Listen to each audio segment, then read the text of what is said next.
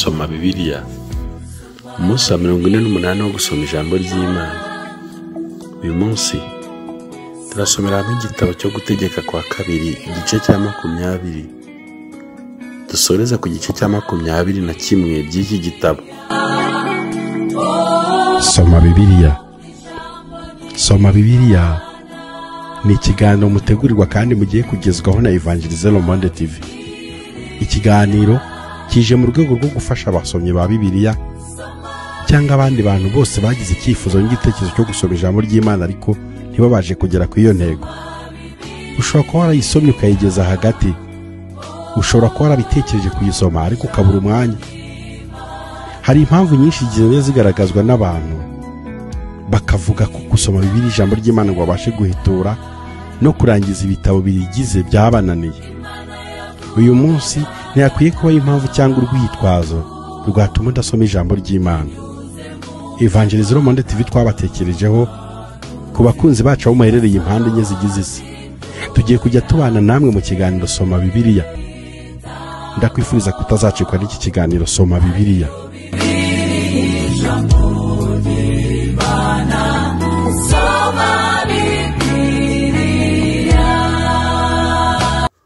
Gutegeka kwa kabiri igice cya 20 umutwe w'amagambo aravuga ngo amategeko y'intambara. Nutabara kurwanya ababisha bawe ukabona amafarashi n'amagare n'abantu babaruta ubwinshi, ntuzabatinye kuko uri kumwe n'Uwiteka Imana yawe yagukuye mu gihugu cya Egiputa. Kandi nimwigira hafi y'intambara, umutambyi azigira hafi y'abantu ababwira ati, nimwumve Bisirayeli, uyu munsi mwigiye hafi y'ababisha murwanya, imitima yanyu nticogore, ntimutinye, ntimuhinde umushyitsi, ntimubakurikire imitima, kuko Uwiteka Imana yanyu ari ijyana namwe ngo ibarwanire n'ababisha banyu bakize. Kandi abatware bazabaza abantu bati, ninde uri hano wubatse inzu akaba atarayeza? Nagenda asubire muri iyo nzu ye gupfira mu ntambara, undi ngo ayeze. Kandi ninde uri hano wateye umuzabibu akaba atararya imbuto zarwo? Nagende asubire muhira ye gupfira mu ntambara,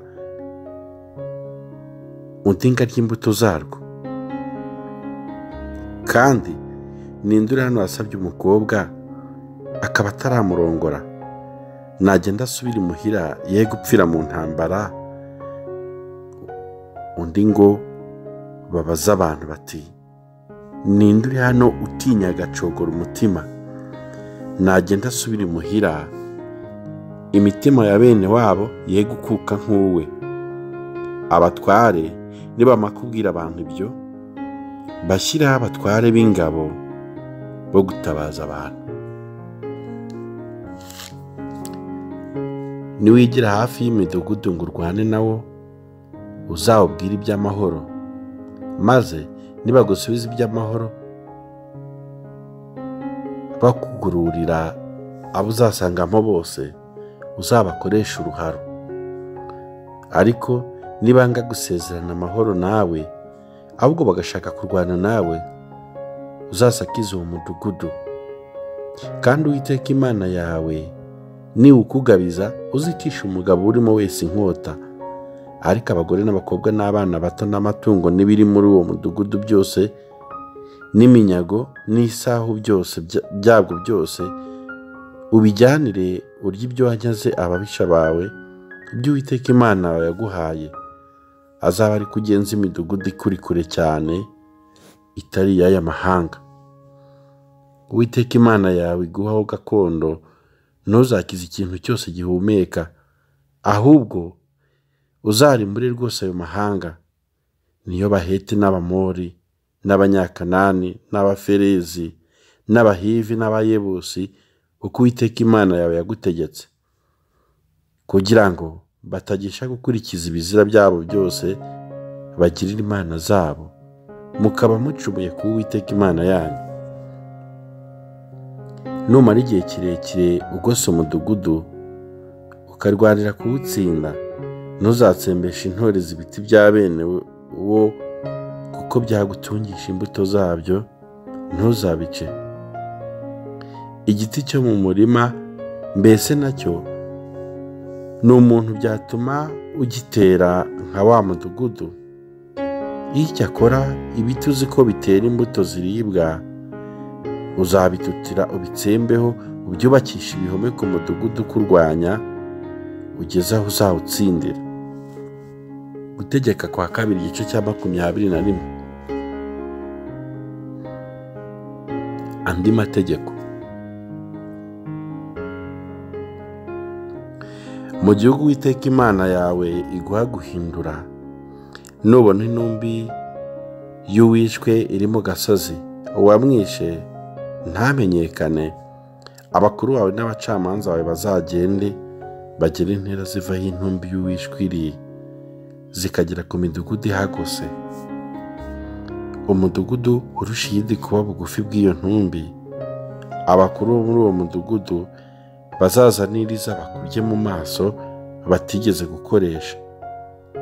Iyo itigeze gufatanwa n'indi ngo ikurura ikintu, bayimanure mu gikombe kirimo akagezi kadakama, kitahinzwe, kitabibwemo, bayivunire ijosi muri icyo gikombe.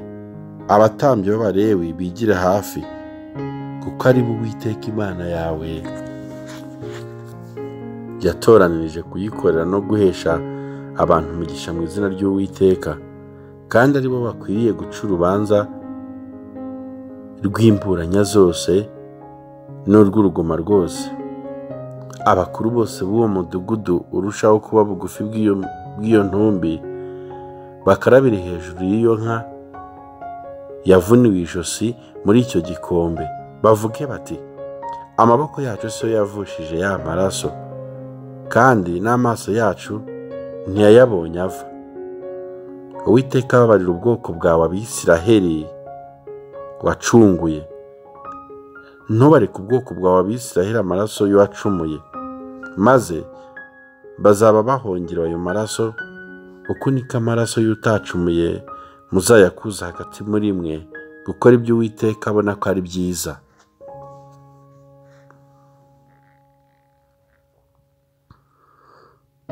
Nutabara kurwanya ababisha bawe, Uwiteka Imana yawe ikabakugabiza ukabajyana ari imbohe, ukabona mu banyagano umukobwa mwiza ukamubenguka, ugashaka kumurongora, uzamujyane wawe yiyogosheshe, aca inzara, yiyambura imyenda yanyaganywe, agume mu nzu yawe amaremo ukwezi kutagabanije, aborogera se na nyina, nyuma uzabone kumurongora.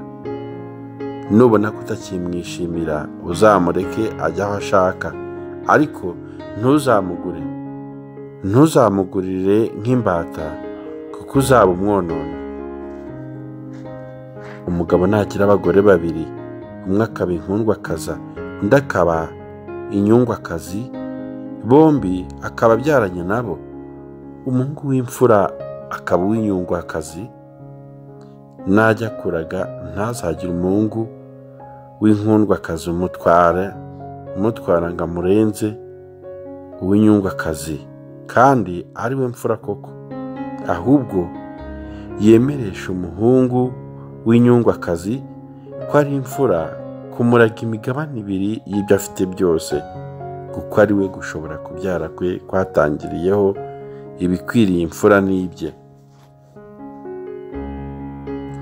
Umuntu nagira umuhungu unaniranye w'umugome utumvira se na nyina, agakomeza kutabumvira naho bamuhanishije ibihano, se na nyina bamufate bamushyire abakuru b'umudugudu wabo mu marembo yawo, babwira abakuru b'umudugudu wabo uti, uyu mwana wacu yarananiranye kandi ni umugome, yanga kutwumvira, ni umunyangeso mbi kandi umusinzi.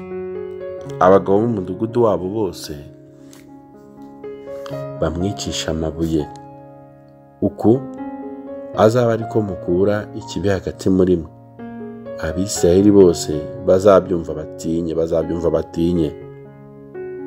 Kandi umuntu nakora icyaha gikwiriye kumwicisha bakamwica ukamumanika ku giti, intumbi ye ntizarare kuri icyo giti, ahubwo ntuzareke kumuhamba uwo munsi, kuko umanitswe ku giti ari ikivume ku Mana.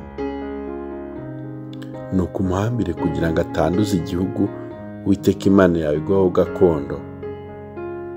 Murakoze nshuti, mwari mukurikiye ikiganiro Soma Bibiliya, mwagizwagaho n'umusomyi w'ijambo ry'Imana BKM. Reka nkubaze, uyu munsi twasomye mu gitabo cyo Gutegeka kwa kabiri igice cya 20, dusoreza ku gice cya 21 by'iki gitabo. Ukurikije ibi byanditswe tubonye, ukurikije aya magambo dusomye uyu munsi, ni iki wungutse? Ni iki bisize mu buzima bwawe? Ni iki umenye utari usanzwe uzi? Ni iki usobanukiwe kurushaho mu busobanuro ufite? Igitekerezo cyawe turagikeneye cyane. Mugira amahoro y'Imana.